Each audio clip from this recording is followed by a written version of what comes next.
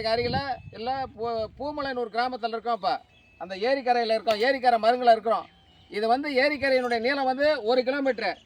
இந்தாண்ட பகுதியில் ஒரு 2500 3000 கொட்டை போட்டிருக்கு பனை கொட்டை.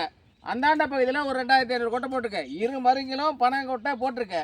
இந்த பனங்கொட்டையை முழுவதுமாக இவர் கேதர் பண்ணி இந்த சீடை வந்து கலெக்ஷன் பண்ணியது திரு காமராஜ் அவர்கள். இவர் வந்து மரம் வளர்க்குறதுல பெரும் ஆர்வலர் உள்ளவர். ஏரிக்கரை குளக்கரை அது மாதிரி உள்ள இடங்கள்லாம் இன்னமும் மரம் வளர்த்துட்ருக்காரு. அரச மரம், ஆலமரம், புங்க மரம், அது மாதிரி என்ன மரம் இருக்கோ அந்த சூழ்நிலைக்கு தகுந்த மாதிரி மரம் வளர்க்கக்கூடியவர்.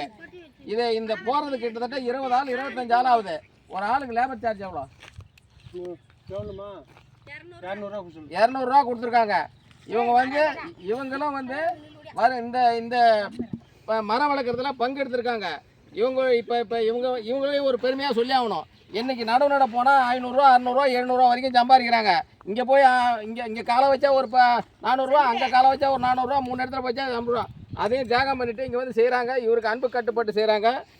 இந்த வருங்காலத்தில் இது மாதிரி மரங்கள் வளர்த்தாதான் நம்ம மனிதர்கள் வாழ்கிறதுக்கான வாய்ப்பு சாத்தியக்கூறு இருக்கும்.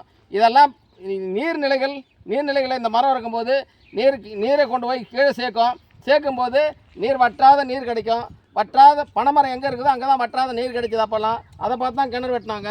இப்போ அந்த இதில் வந்து ஊருக்கு 10 ஊருக்கு ஒரு ஆள் இது மாதிரி இருந்தால் எல்லா மரங்களும் அழியாது, நல்லாயிருக்கும். நன்றி, வணக்கம்.